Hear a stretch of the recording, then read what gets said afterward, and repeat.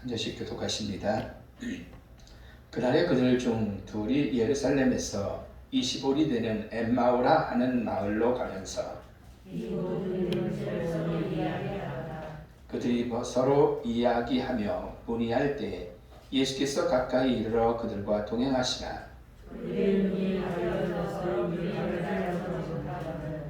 예수께서 이르시되 너희가 길 가면서 서로 받고 하는 이야기가 무엇이냐 하시니 두 사람이 슬픈 빛을 띠고 머물러 서더라. 아멘. 하나님 감사합니다. 저희들 이 시간 거룩한 성일 지키며 귀한 말씀 나누게 하시니 감사를 드립니다. 예수가 전부요, 예수가 함께 할 때 능력임을 믿는 시간 되도록 도와주옵소서. 예수 그리스도의 이름으로 기원하옵나이다. 아멘. 할렐루야. 주님의 은혜가 여러분들 가운데 넘치시기를 축원합니다.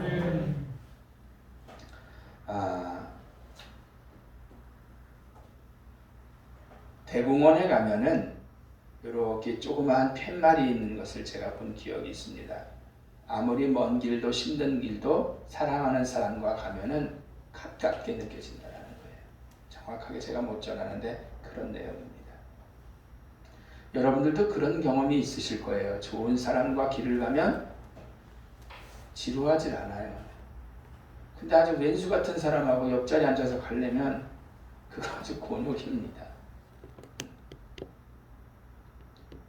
좋은 사람과 앉아서 가다가 보면은요, 시간도 빨리 가는 거예요. 차가 아무리 많이 막혀서 스트레스 팍팍 받을 것 같아도 좋은 사람과 같이 간다라면 문제 없어요. 그리고 어쩜 이렇게 금방 도착하는지 모르겠어요. 똑같은 사람을 놓고도 그래요. 나인 줄을 모른다라면, 변장을 해서 나인 줄을 모른다라면 그 사람에 대해서 잘 알지 못하니까 지저분한 느낌 들고 그러면 스트레스를 받지만 싹 가면을 벗고 옷을 제대로 입고 나인 줄 안다라면 그때부터는 또 괜찮은 그런 사람들도 있죠. 한 사람을 놓고도.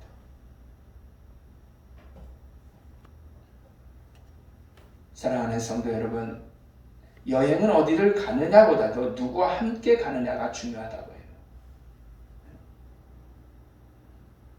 누구와 함께 여행을 하면 그 사람이 좋으냐 그러면 즐겁고 행복한 거예요. 별 볼 일 없는 관광지래도. 근데 그렇지 않은 경우들이 있는 거예요. 어떤 사람하고 가면 아주 폭탄이죠. 빨리 집에 가고 싶죠. 오늘 본문의 말씀은 엠마오로 가는 두 제자라는 이야기입니다. 왜 떠나요? 엠마오로. 시골 마을이거든요. 주님이 예루살렘, 우리로 말하면 수도 서울에서 처형당해서 죽으셨어요. 그러니까 나름대로 자기네들도 괜히 수도 서울, 예루살렘에 있다가 죽을지 모르거든요. 그러니까 그냥 3년은 따라다녔지만 뭐 남은 것도 없고 고향으로 가자, 귀향하자. 두 사람이 가고 있는 거예요. 누가 주님의 제자 중에 두 사람이. 쓸쓸히 지나갑니다. 하지만 그들이 두 길을 가고 엠마오로 가고 있는데 어떤 남성 하나가 나타나요. 변화가 돼서 예수의 얼굴인 걸 모르는 거예요. 별로 즐겁지 않고 소망이 없고 희망이 없으니까 그냥 자기네들 갈 길로 가는 거예요. 시골을 향해서 계속. 하지만 그 나타난 한 사람이 말씀을 풀어주고 그들과 대화하던 가운데 예수의 모습으로 다시 변하니까 이들이 예수님이네, 부활했다, 살아나셨네, 아니요 죄송해요, 죽었다가 살아나셨네, 이거를 알고 하니까 어떻게 합니까? 두 제자가 시골로 낙향하다가 다시 발을 돌려 자기들이 스승이 죽은 예루살렘으로, 그리고 자기들이 죽을지도 모르는 예루살렘으로 다시 향합니다. 17절 말씀을 보면 슬픔 가운데 있고 희망은 전혀 없었어요. 절망과 공포 가운데 그냥 시골로 빨리 가자, 한 걸음이라도 빨리. 이게 그 두 사람의 모습이었죠. 그러나 죽음도 두려워하지 않고 시골로 내려가던 발걸음을 예수를 만나자 예루살렘으로 향하는 그들의 모습이죠. 예수가 어떤 사람이고 예수가 다시 살아나셨음을 알게 되니까 죽음도 두려워하지 않는 거예요. 무서워서 도망가다가 예수가 살아났다, 예수가 어떤 분이다라는 것을 그 동행한 사람이 예수인 걸 알고 소리를 듣고 나니까 다시 컴백해서 예루살렘으로 가는 거죠.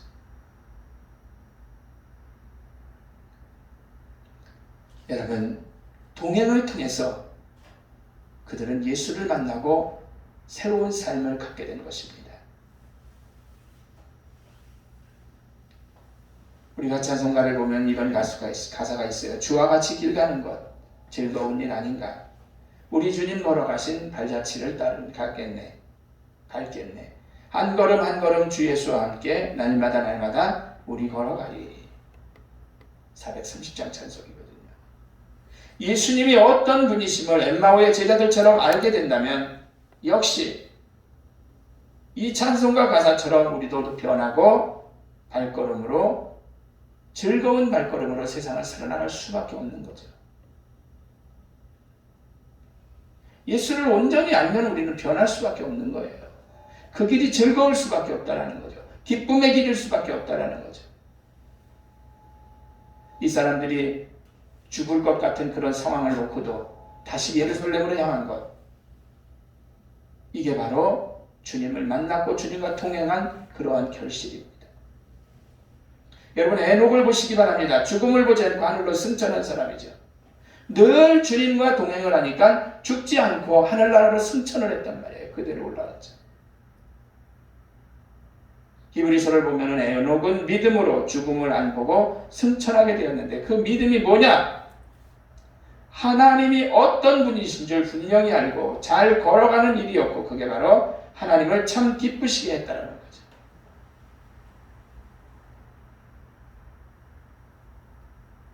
하나님 손 꼭 붙잡고 신나게 걸어가기만 하면 하나님을 가장 기쁘시게 하는 일임을 기억하시기를 바랍니다. 하나님이 주시는 놀라운 은혜와 복을 받게 된다는 거죠. 여러분은 하루 일과를 어떻게 보내시는지 모르겠어요. 아침부터 시작해서 밤에 마칠 때까지 정말 하나님의 손을 꼭 붙잡고 예수님과 얘기하면서 함께 걸어가시는지, 그게 바로 동행이라는 거죠. 동행. 엠마오상에서도 처음엔 예수인지를 몰라서 그대로 자기네들 갈 길을 가려고 하다가 예수와 동행하는 것, 예수임을 알고 나서부터 완전히 예수와 동행하니까 발걸음을 디뎠던 거잖아요. 변화했던 거잖아요.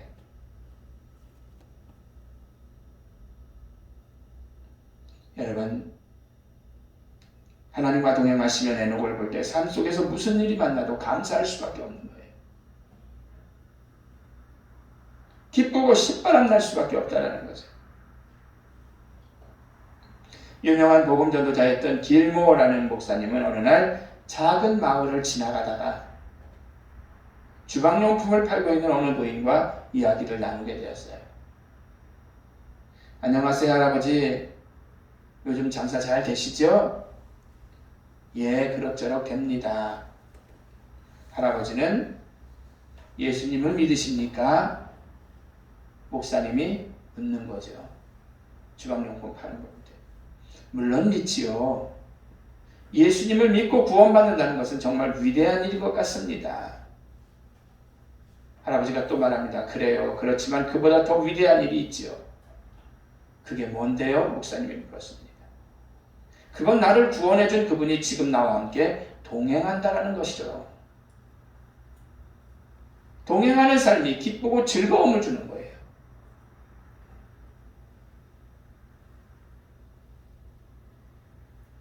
그렇습니다. 그리스도인들의 축복은 구원뿐 아니라 주님께서 나와 동행하신다라는 거죠. 대단한 분이 나와 동행하는데 얼마나 좋아요.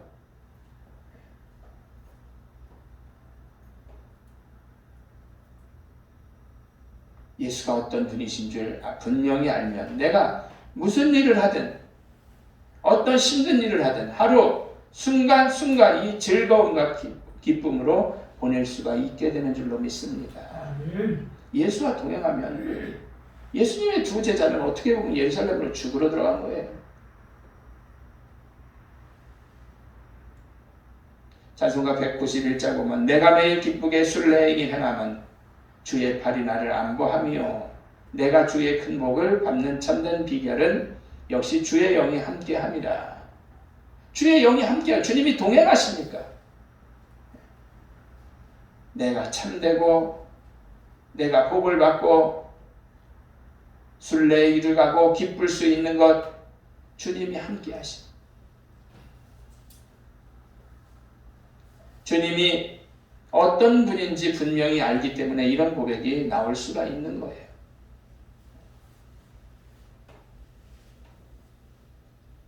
그러니 우리 역시 예수가 어떤 분임을 먼저 알아야 하고 그분과 동행하면 모든 만사가 즐겁고 행복으로 변하게 된다는 거죠. 예수보다 더 좋은 게 어디 있어요? 찰스 프레드릭 와이글이라는 사람은 1871년 미국 인디애나주의 독일계 이민 가정에서 12번째 중에서 7번째 아이로 태어났어요. 12세 때 감리교 부흥에 참석했다가 큰 은혜를 받고 예수님을 구세주로 영접을 했죠.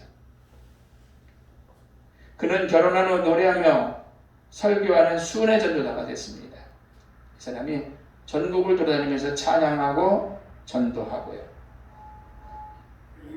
전국을 다니면서 복음 전도하는데 근데 부인은 그게 못마땅했어요. 집에도 있지도 않고 돈도 벌어다 주는 것도 아니고 전도 사역에 바쁘고 마음에 들지 않으니까 마침내 남편을 저주하고 집을 나가버렸습니다. 가출했죠. 딸을 데리고 그냥 나가버렸어요.